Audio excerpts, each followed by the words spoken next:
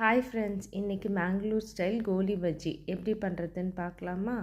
அதுக்கு ஒரு பவுலில் 1 கப் மைதா மாவு, 1 டேபிள் ஸ்பூன் சீரகம், 1/4 table spoon baking soda, 1 table spoon உப்பு, 1/4 மூடி தேங்காய் நல்லா பொடி பொடியாக நறுக்கிக்கோங்க. பொடி பொடியாக நறுக்கின கொத்தமல்லி, பச்சை மிளகா, ஒரு மீடியம் சைஸ் வெங்காயம், கொஞ்சோண்டு கருவேப்பிலை எல்லாத்தையும் நல்லா ஒரு 5 மினிட்ஸ் மிக்ஸ் பண்ணிக்கலாம். அப்போ தான் பேக்கிங் சோடாவும் உப்பும் நல்லா கலந்து வரும். இப்போது அதில் 1 கப் தயிர் சேர்த்து அதையும் நல்லா மிக்ஸ் பண்ணிக்குவோம். கூட எக்ஸ்ட்ரா தண்ணி எதுவும் சேர்க்காதீங்க, ஏன்னா வெங்காயம் சேர்த்துருக்கிறதுனால அதுவே கொஞ்சம் தண்ணி விடும். பார்க்க கெட்டியாக தான் இருக்கும், ஆனால் இதை நம்ம ஊற வைக்க போகிறோம், அப்போ கன்சிஸ்டன்சி கரெக்டாகிடும்.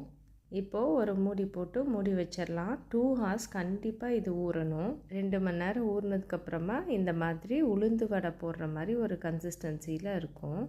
இப்போது ஒரு பேனில் மிதமான சூட்டில் எண்ணெயை வச்சுக்கோங்க. ரொம்ப ஹீட் ஆச்சுன்னா வெளியே தீஞ்சிடும், உள்ளே வேகாது. ஒன்று ஒன்றா பொறுமையாக போட்டு எடுப்போம்.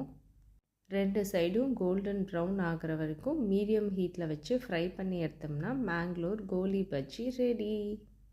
வெளியே கிறிஸ்பியாக உள்ளே சூப்பர் சாஃப்டாக இருக்கிற மேங்களூர் ஸ்டைல் ஃபேமஸான கோலி பஜ்ஜி இன்றைக்கே பண்ணி பார்க்கலாமா?